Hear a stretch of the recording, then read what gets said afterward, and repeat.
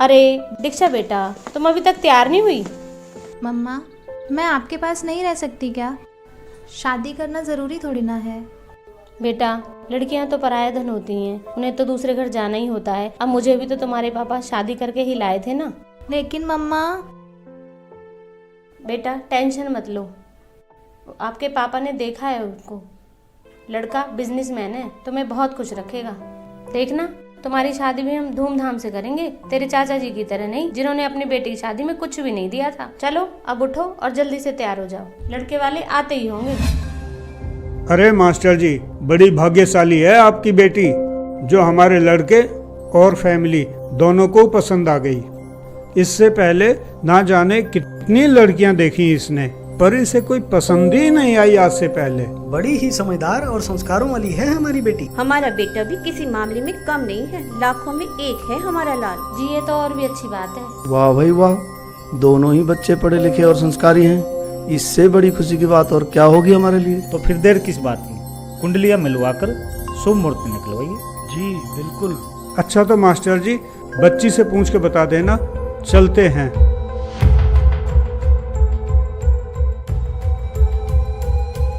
और हाँ मास्टर जी, एक बात और कहनी थी आपसे।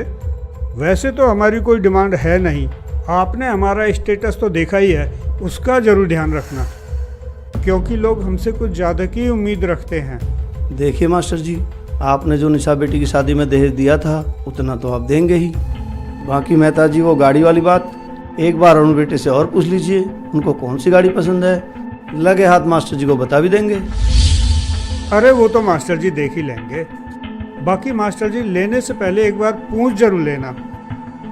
जी मेहता जी जरूर, हम अपनी हैसियत से भी कुछ ज्यादा करने की कोशिश करेंगे। अच्छा तो ठीक है मास्टर जी, चलते हैं। नहीं नहीं भाई साहब, खाना तो तैयार है, आप खा के ही जाइए। अरे नहीं नहीं जी, माफ करना, आज हम जल्दी में हैं, किसी रिश्तेदार के यहाँ जाना है, फिर कभी। देखिए मास्टर जी, आपने जो निशा बेटी की शादी में दहेज दिया था उतना तो आप देंगे ही। बाकी मेहता जी, वो गाड़ी वाली बात एक बार अरुण बेटे से और पूछ लीजिए, उनको कौन सी गाड़ी पसंद है।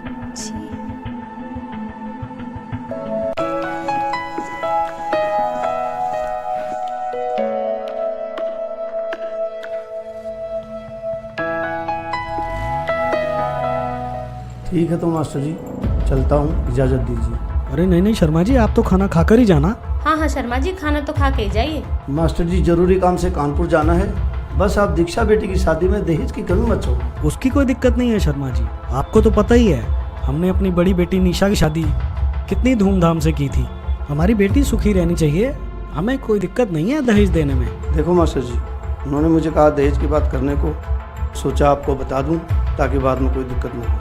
अब आपको तो पता ही है मास्टर जी, वो हाई सोसाइटी के लोग हैं और लड़का भी बिजनेसमैन है, जो उनकी डिमांड भी इसी तरह की है। ओके नमस्कार, चलता हूँ। अरे बेटा, तुम्हें तो खुश होना चाहिए, कितना अच्छा परिवार मिला है तुम्हें। जैसे निशा बेटी की शादी धूमधाम से हुई है, वैसे ही तुम्हारी शादी भी हाई सोसाइटी में होगी, तुम्हारी बहन निशा की तरह। हाँ मम्मा, ऐसी जगह शादी कर दो कि मैं भी रोज रोज मरने की सोचूं दीदी की तरह। दीक्षा बेटा, ये क्या बोल रहे हो आप? मरने की बात और निशा के मन में हो नहीं सकता। हाई सोसाइटी में शादी हुई है उसकी, बढ़िया घर बार है, भला वो क्यों सोचेगी ऐसा? बेटा सच सच बताओ, बात क्या है? हाँ हाँ दीक्षा, बोलो बेटा बोलो। पापा, जिन्हें आप हाई सोसाइटी के और अच्छे व्यक्ति मानते हो, वो एक नंबर के घटिया और लालची लोग हैं। मैं जब पिछले महीने निशा दीदी के घर गई थी तो मैंने देखा। अरे दीक्षा, दीक्षा तू? हाँ दीदी, मैं। और कैसे हो आप? मैं ठीक हूँ, तू कैसी है? बस बिल्कुल ठीक। अंदर आजा। पता है, मम्मा तो मना कर रही थी कि अकेली कहाँ जाएगी, लेकिन मैं मानी ही नहीं। अरे रूपाली जी, हमारी बहू तो कैश, ज्वेलरी, फर्नीचर सब कुछ लेकर आई है। अच्छा, तब तो आपकी मौज हो गई होगी सुनीता जी। हाँ रूपाली जी, जब से हमारे घर बहू आई है हमारी तो मौज हो गई है। आप बताइए। अरे क्या बताएं सुनीता जी, हमारे घर तो ऐसी अभागन आई है कि अपने घर से तो कुछ लाई नहीं, शादी में तो कह रहे थे उम्मीद से ज्यादा देंगे, मगर दिया ही क्या, एक छोटी सी गाड़ी, थोड़ा सा कैश और कुछ ज्वेलरी देकर अपने घर का बोझ हमारे सर पर मढ़ दिया। लो, महारानी की बहन आई हैं।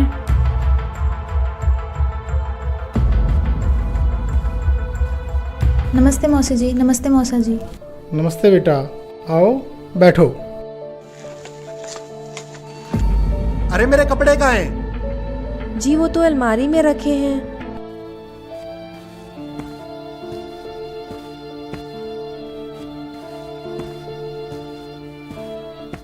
अरे अभी तक कपड़े प्रेस नहीं किए, तुमसे कोई काम ठीक से नहीं होता। अब मैं बाहर क्या पहन कर जाऊं? जी अभी करती हूँ।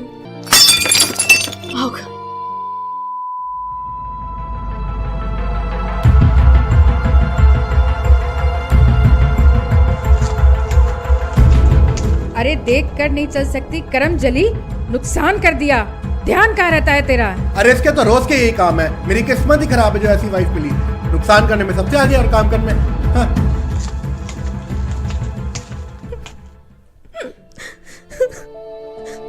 दीक्षा बेटा, काम करने के तरीके से पता लगता है कैसे संस्कार मिले हैं इसको। विक्रम के बहुत रिश्ते आए थे। जी बिल्कुल, हमारी तो मती मारी गई थी, विक्रम को ये पसंद आई।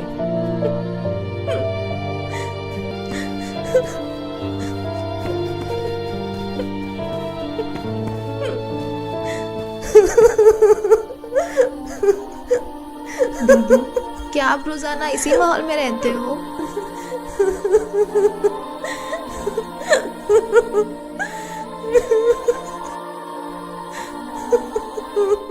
मैं क्या बताऊं दीक्षा, मैं अपनी तरफ से हर कोशिश करती हूँ इन सबको खुश रखने की।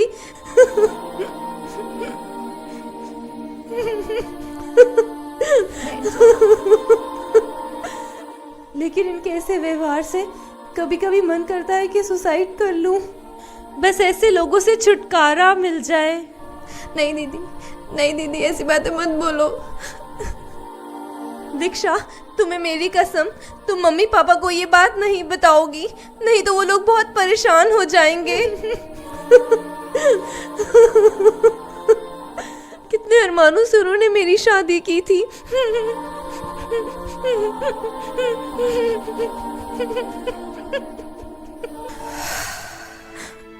हाँ तो पापा जी, क्या ही नहीं कहते हाई सोसाइटी के एजुकेटेड लोग, जिनके अंदर इंसानियत नाम की चीज नहीं होती। छी, बाहर में जाए ऐसी सोसाइटी। बस दीक्षा, बस करो। अपने हिसाब से हमने रिश्ता अच्छा ही देखा था, और क्या नहीं किया हमने निशा की शादी में। लेकिन तो तुम क्या चाहती हो? तुम्हारे चाचा की तरह ऐसे समाज में तुम्हारी शादी कर दूं जो किसी रीति रिवाज को नहीं मानते? माफ करना पापा जी, लेकिन कौन से रीति रिवाजों को मानने की बात कर रहे हैं आप? इन रीति रिवाजों को मानने वाले लोगों ने ही तो दीदी जैसी लाखों लड़कियों को इतना प्रताड़ित कर रखा है कि वो आत्महत्या करने पर मजबूर हो जाती हैं। और रही बात मीनाक्षी दीदी की, तो मैं आपको उनकी सच्चाई बताती हूँ कि चाचा जी ने किस सोसाइटी में शादी की है अपनी बेटी की।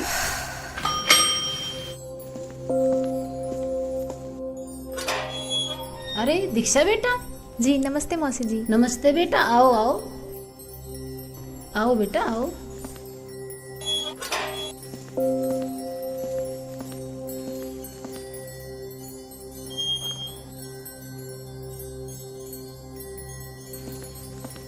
अरे मीनाक्षी, देखो तो जरा कौन आया है। बेटा बैठो।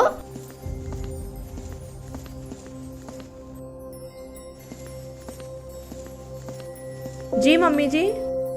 अरे दीक्षा, तुम? हाँ दीदी, मैं। और कैसे हो आप? मैं बिल्कुल ठीक हूँ, तू अपनी सुना? एकदम फर्स्ट क्लास। और घर पर सब कैसे हैं? ताऊ जी, ताई जी? सब एकदम ठीक है। आ जाओ बैठो। तूने तो मुझे सरप्राइज ही कर दिया बगैर बताए आकर। अरे मम्मी जी, आप बैठिए। आप बैठो, आ जाओ।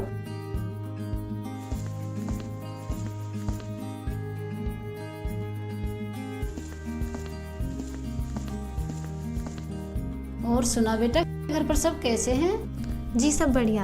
आप बताओ, आप कैसे हो? बस बेटा परमात्मा ने मौज कर रखी है। मीनाक्षी देखना बेटा गेट पर कौन है। जी मम्मी जी, देखती हूँ।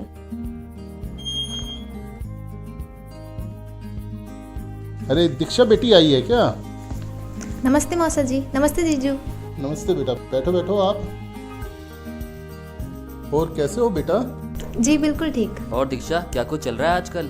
कुछ नहीं जीजू, IAS की तैयारी कर रही हूँ। ये तो बहुत ही अच्छी बात है।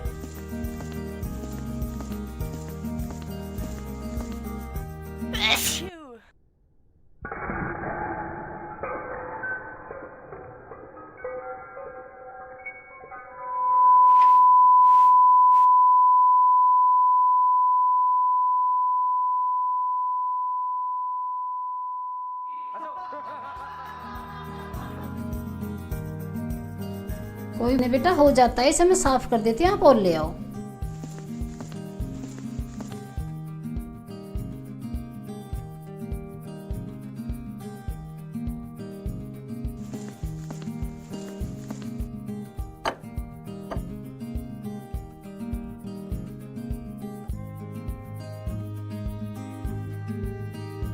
और दीक्षा बेटा पापा ठीक है?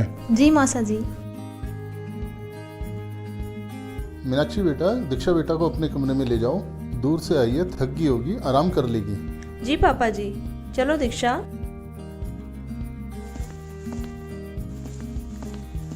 आओ बैठो। और सुना दीक्षा, तेरी पढ़ाई कैसी चल रही है? बिल्कुल ठीक दीदी। अच्छा दीदी, एक बात पूछूं आपसे? हाँ हाँ पूछो। दीदी आप खुश तो हो ना? चाचा जी ने बिना किसी लेन देन व धूमधाम के बिल्कुल साधारण तरीके से आपकी शादी की थी।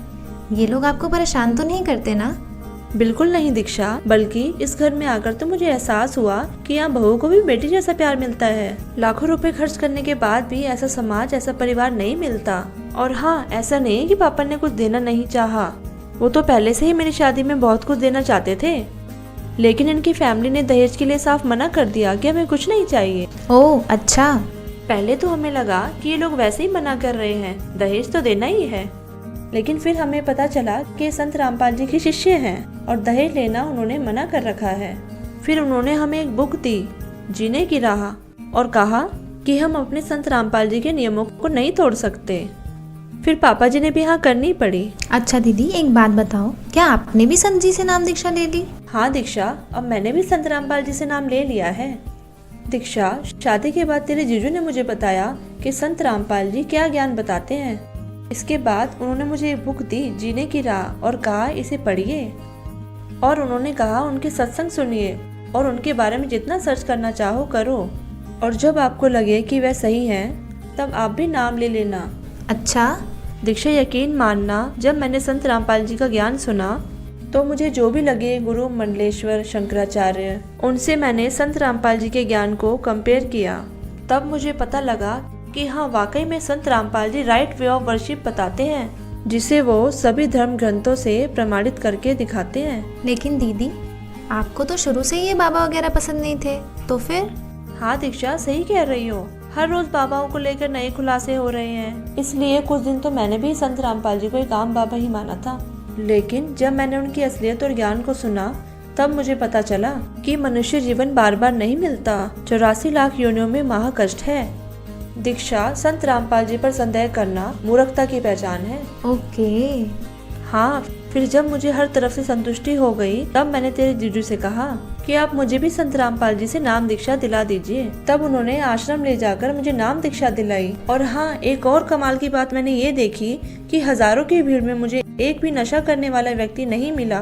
नहीं तो दीक्षा, तुम ही बताओ, इतनी भीड़ में कम से कम बीड़ी सिगरेट पीने वाला कोई ना कोई तो मिल ही जाता है। जी बिल्कुल। हाँ, और फिर इसके बारे में मैंने तेरे जीजू से पूछा, तभी उन्होंने मुझे बताया कि यही तो खासियत है संत रामपाल जी महाराज के अनुयायियों में कि वे नशा करना तो दूर, चोरी, ठगी, रिश्वतखोरी जैसी बुराइयां करना तो दूर, किसी प्रकार का सहयोग भी नहीं देते। दीदी, मैंने तो यहाँ तक सुना है कि संत रामपाल जी के अनुयायी नशे को हाथ तक नहीं लगाते। हाँ, बिल्कुल सही सुना है तुमने दीक्षा। तुझे पता है, इस घर में मुझे बेटी से भी ज्यादा प्यार मिल रहा है, जिसकी उम्मीद मुझे शादी से पहले 1% भी नहीं थी। और ऐसा सिर्फ और सिर्फ संत रामपाल जी के ज्ञान आधार से ही है। ये तो बहुत अच्छा हुआ दीदी। अब आप लोग ही बताओ, कौन सुखी है? बेटी, आज आपने ये सच्चाई बताकर हमारी आंखें खोल दी। हमने तो कभी सोचा भी नहीं था कि संत रामपाल जी के ज्ञान आधार से इतना स्वच्छ समाज बन रहा है। हाँ दीक्षा बेटा, हमने तो मीडिया के माध्यम से संत रामपाल जी महाराज के बारे में हमेशा गलत ही सुना था, लेकिन वो तो सच्चे संत हैं। काश हमें पहले पता चल जाता तो हमारी निशा बेटी की ज़िंदगी नरक होने से बच जाती। लेकिन तुम टेंशन मत लो, हम तुम्हारी शादी तुम्हारे चाचा जी की तरह बिल्कुल संत रामपाल जी महाराज के बताए हुए ज्ञान के आधार पर ही करेंगे।